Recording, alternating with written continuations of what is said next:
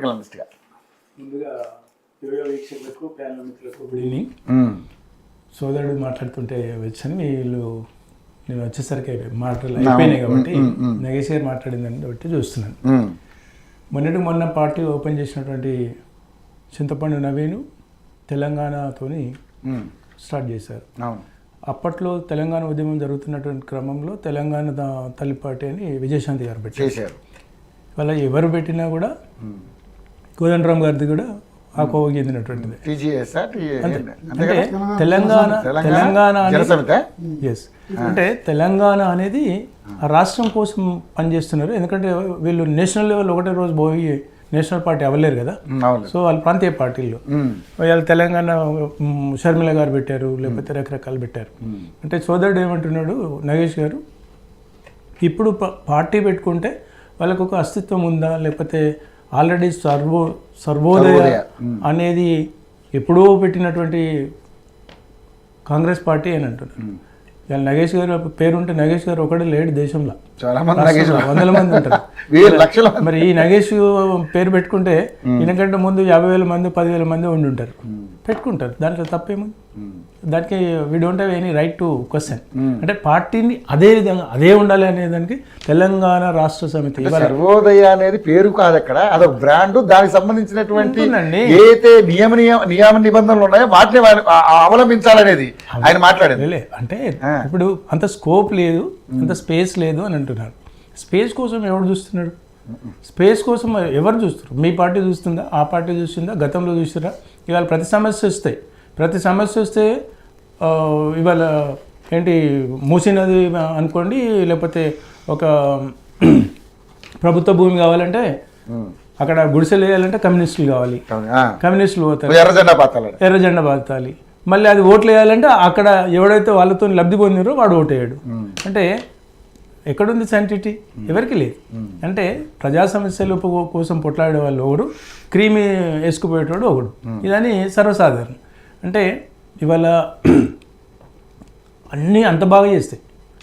ఆ రోజు ఎన్ రామారావు గారి దగ్గర పోయి కాంగ్రెస్ పార్టీకి ప్రత్యామ్నాయంగా పెట్టు అని ఎవడని చెప్పలే, అది ఆయనకు స్వయంగా వచ్చినటువంటి ఆలోచన. అది అంటే ఆయన ప్రత్యక్షంగా ఆయన అనుభవించినటువంటి సందర్భాలు, ఆయనకు ఉన్నటువంటి ఒక సామాజిక స్పృహ, ఆయనకు వచ్చినటువంటి ఆలోచన విధానం, ఆయనకు ఉన్నటువంటి గ్లామర్, అవన్నిటినో ఆ రోజు ఆలోచించాడు. మరి ఊహించారా? వరల్డ్ గిన్నిస్ బుక్ లో ఆయనకు వచ్చినటువంటి ఊపు, ఆయనకు వచ్చినటువంటి సీట్లు జనం బాగా రిసీవ్ చేస్తారు. తెలంగాణ ఉమ్మడి ఆంధ్రప్రదేశ్ లో అది ఆషామాషి కాదు. అంటే మరి ఆ రోజు ఊహించిరా ఎన్ రామారావు గారు వస్తారు అన్న పార్టీ 3 ఏళ్ళ పోరాడు కూడా మా అన్న పార్టీ అని అన్నాడు, 39 ఏళ్ళు కూడా అది వరల్డ్ లోనే హైయెస్ట్ షార్ట్ టర్మ్ లో హైయెస్ట్ సీట్లు సంపాదించినటువంటి ఒక గిన్నిస్ బుక్. అంటే ఎవరేం ఊహించాలి. ఇవాళ స్పేస్ గురించి మాట్లాడినప్పుడు నేను మాట్లాడుతున్నాను. పవన్ కళ్యాణ్ గారు ట్రై చేశాడు, ఇవాళ అంటే సక్సెస్ అవుతున్నాడు. మరి అప్పుడు 1968లో తెలంగాణ ఉద్యమం చేసినటువంటి క్రమంలో ఇంటి దొంగలే దాన్ని నీరుగార్చినటువంటి సందర్భంలో మళ్ళీ కేసీఆర్ గారు పార్టీ పెట్టారు. అంటే వస్తుందని అనుకున్నారా? అయ్యో రాజశేఖర రెడ్డి గారు కనుక బతికే ఉంటే ఈ తెలంగాణ రాకపోయేది, ఈయన దుకాణం బంద్ చేసుకునేది ఉండేది. అంటే పరిస్థితుల మీద ఎప్పుడు ఎటువంటి ప్రభావం చేస్తే తెలీదు. కొన్ని పరిస్థితులు వాళ్ళకి అనుకూలంగా ఉంటాయి అంతే. అంటే చేసుకున్నటువంటి నిర్ణయం, దాంట్లో శాంటిటీ, దాంట్లో ఉన్నటువంటి చిత్తశుద్ధి ఉంటుంది. ఇవాళ ఉదాహరణకు చెప్తున్నాను.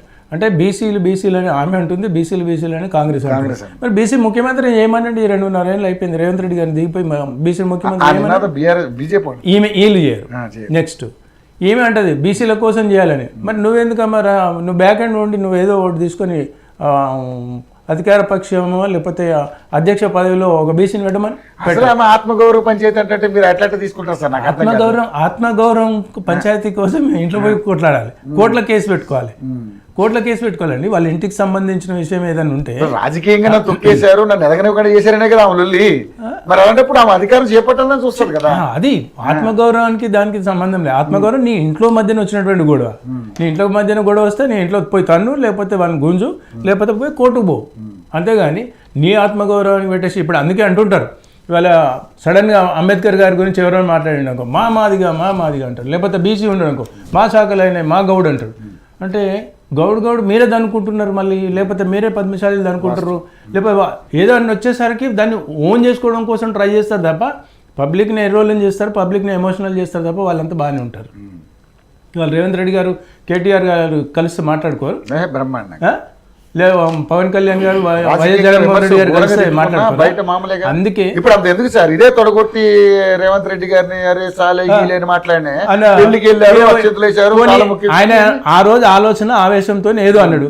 మరి తిట్లు తిన్నా పబ్లిక్ అయిపోయింది కదా, మరి తిట్లు తిన్న ఆయన ముఖ్యమంత్రి స్థాయిలో ఉన్నాడు కదా, కొన్ని ఏదో వ్యవస్థ పొజిషన్ లో లేడు కదా, అవి ఈయన అడుక్కునే స్థాయిలో లేడు కదా, మరి ఈయనకేమి ఉంది, ఈయన ఎందుకు పోయిండు రేవంత్ రెడ్డి గారు అంటే ఇవన్నిటినీ పబ్లిక్ని ఎమోషన్ చేయడం, సైడ్ ట్రాక్ చేయడం తప్ప వాళ్ళ ఎగ్జిస్టెన్సీ కోసం, వాళ్ళ కోసమే, వాళ్ళ స్పేస్ కోసం అవి చేస్తుంటారు. ఒకప్పుడు చేసినటువంటి రాజకీయాలు వేరు, ఇప్పుడు వచ్చినటువంటి రాజకీయాలు లేవు. తెలంగాణ ఉమ్మడి ఆంధ్రప్రదేశ్లో వాస్తవానికి చెప్పాలంటే ఇలా బీసీలు కానీ బహుజనులు కానీ ఎవరు కూడా కృతజ్ఞతగా ఉండాలి. రాజకీయ ప్రజాక్షేత్రంలో ప్రజలు ఒక మేల్కొలిగిపోయినరు అంటే నిజంగా ఆనాడు ఎన్టీ రామారావు గారు చేసినటువంటి రాజకీయ చైతన్యం అది. తద్వారా పార్టీ ద్వారా మీడియా కూడా డే బై డే ఇంక్రీజ్ అయింది. అవన్నీ ఏమైనప్పటికీ కూడా విద్యావంతుల్ని లేకపోతే బలహీన వర్గాల్ని దళితుల్ని వాళ్ళందరినీ ఎంతోమందికి అప్లిఫ్ట్ చేసినటువంటి పార్టీ అది. ఇవాళ దానికి ఉండాలి. అదేవిధంగా కేసీఆర్ గారి పార్టీలో కూడా వచ్చింది. అట్లాంటివి మళ్ళీ వీళ్ళు అంటారు మేము దళితుని ముఖ్యమంత్రిని చేసినాం, ముస్లింని ప్రెసిడెంట్ చేసినాం, వీళ్ళు చెప్తారు వాళ్ళు చెప్తారు. ఆనాడు తెలంగాణ రాష్ట్రంలో ఒక బీజేపీ పార్టీ ఒక సీటు వరంగల్ నుండి గెలిస్తే, అక్కడ వాజ్పేయి గారు గెలిస్తే ఒక 2 సీట్లతోనే వచ్చినటువంటిది ఇలా 3 దశాబ్దాలు కంటిన్యూగా 3 దశాబ్దాలు కాదు సరే 3 టర్మ్స్ కంటిన్యూగా అధికారంలోకి వచ్చింది. అంటే నేనేమంటున్నా ప్రజల యొక్క ప్రభుత్వాల యొక్క అసమర్థత వల్ల ప్రతిపక్షాలు ఉద్భవిస్తాయి. సమస్యలు ఎక్కడ ఉద్భవిస్తాయి, ఎక్కడైతే తొక్క వేస్తారో ఆ సమస్య పరిష్కారం కోసమే ఆల్టర్నేటివ్ చూస్తారు. ఆ ఆల్టర్నేటివ్ ఎవరు ఉన్నారు, వాళ్ళలో శక్తి ఏముంది, వాళ్ళకు ఉన్నటువంటి చిత్తశుద్ధి ఏంటి, ఆ తీసుకున్నటువంటి నిర్ణయం ఏంటి, దానికి ఉన్నటువంటి కాజ్ ఏంటి. కానీ ఇక్కడ అనేక రకాలైన విమర్శలు వస్తున్నాయి సార్. సరే వీళ్ళు ఉన్నారు, ఫీల్ అయినా ఆ మాట అడగాల్సి వస్తుంది. తెలంగాణలో మరో షర్మిల కాబోతుంది కవిత అనేది. ఎందుకంటే ఆమె నేపథ్యం చూసాం ఎంత తిరిగి.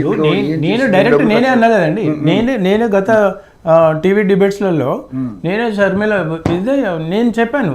ఎవరికి ఇవాళ కొండా లక్ష్మణ్ బాబూజీ గారు పెట్టారు, దేవేందర్ గౌడ్ గారు పెట్టారు, గద్దర్ గారు పెట్టారు, విజయశాంతి గారు పెట్టారు, షర్మిల పెట్టారు.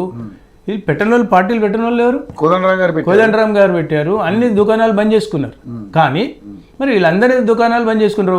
పోనీ మేధావుల కోసం ఆలోచిద్దాం, జయప్రకాష్ నారాయణ గారు పెట్టారు, లేకపోతే లోక్సత్తా పెట్టారు.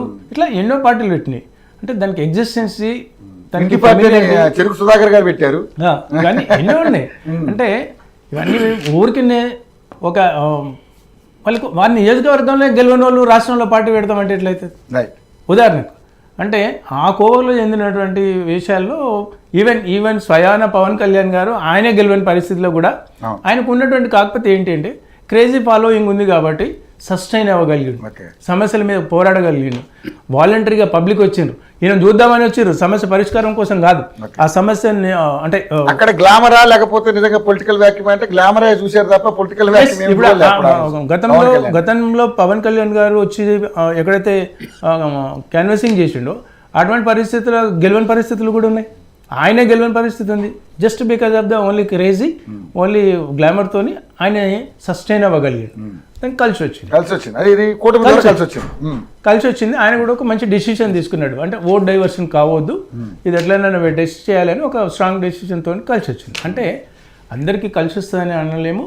కవిత గారికి ఇప్పుడు ఏంటి 2029 వరకు జమిలీ ఎలక్షన్స్ కనుక వస్తే శాసనసభ ఎన్నికలు, లేకపోతే మహిళా రిజర్వేషన్స్, నెంబర్ ఆఫ్ డీలిమిటేషన్స్ ఇవన్నీ ఉంటాయి. ఇప్పుడు మొన్నటికి మొన్న నిజంగా కూడా గ్రామీణ ప్రాంతాల్లో సర్పంచ్లు లేకపోతే అటువంటి పరిస్థితుల్లో ఏమో 100 గెలిచేది ఉండు. అంటే గెలవకపోయినా పర్వాలేదు, నేను సమస్య పైన మాట్లాడుతూ ఉంటుంది, తప్పంటలేను. ఎందుకంటే సమస్య పైన ప్రజలు పక్షాన ఎవరైనా మాట్లాడచ్చు.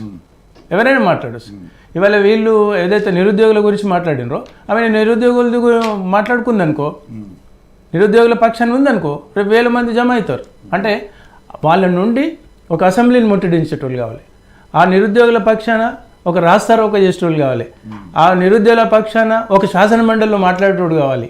అందుకని ఎంచుకునే క్రమంలో కొంత అంటే ముందుకు వెళ్ళే అవకాశం కూడా ఉంటుంది. కానీ ఇప్పటికిప్పుడు వచ్చేసి ఏదో అధికారంలోకి వస్తారు, అధికారంలో మేమే ముఖ్యమంత్రి అంటారు. మేమే ముఖ్యమంత్రి మన రేవంత్ రెడ్డి గారు రాయండి 15 ఇంకా నెక్స్ట్ 15 ముఖ్యమంత్రి అంటారు.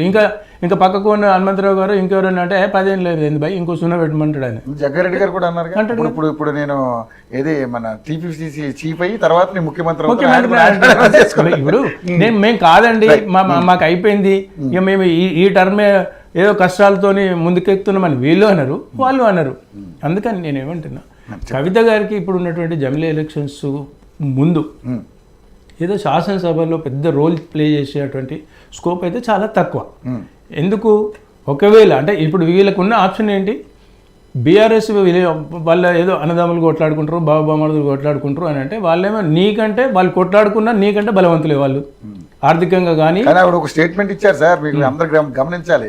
నేను పెట్టబోయే పార్టీ ఏదైతే ఉందో 25వ తారీఖున పార్టీ పెట్టే సమయంలో ఆమె మాట్లాడే స్పీచ్లో ఒక సంచలనాలు బయటకు వస్తాయంట. ఒక అద్భుతమైనటువంటి ఒక చాలా అంటే అందరూ కూడా గుండెల్లో రైలు పరిగెట్టేంత సెన్సేషనల్ చేయబోతుందంట. ఉంటాయి. ఇప్పుడు నేను కూడా మాట్లాడేస్తాను, కవిత దగ్గర కవిత మొత్తం హిస్టరీ అంతా నా దగ్గర ఉంది అంటే రేపు మీరు వైరల్ చేస్తూనే ఉంటారు. లేకపోతే రేవంత్ రెడ్డి గారు మొన్న యుఎస్ పోయి వచ్చి చదువుకుండు కదా, ఆయన ఏం చదివిండో నేను చెప్తానంటే అది కూడా సంచలనమే కాదు కదా. అసంబద్ధమైనటువంటి ఆలోచన చేసినప్పుడు సంచలనమే ఉంటుంది, అది ప్రూవ్ కావాలి కదా. ప్రూవ్ అయినప్పుడు కదా రియాలిటీ ఎంత అనేది. అంటే పబ్లిక్ లో ఒక చర్చ జరగాలి. ఇప్పుడు మీరు తెలంగాణ టీఆర్ఎస్ అనేది ఒకటి ఖాళీగా ఉంది అనే దానికి ఇంత పెద్ద చర్చ కదా. రేపటి రోజున ఒక చర్చ, ఇప్పుడు మీ మీద ఒక నేను ఆరోపణ చేస్తాను, ఆ ఆరోపణను మీరు ప్రూవ్ చేసుకోవడానికి మీకు కష్టం అవుతుంది, నేను ఆరోపణ చేయడానికి నాకేం కష్టం కాదు. ఇవాళ ఆవిడ కూడా అదే జరుగుతుండొచ్చు. రైట్. ఇక్కడ ముఖ్యంగా ఆవిడ చిట్ చాట్లో మాట్లాడారు, ఎక్కడ మాట్లాడారు, కానీ కొన్ని క్వశ్చన్స్ కొన్ని వ్యాఖ్యలు ఆవిడ చేశారు. ఇది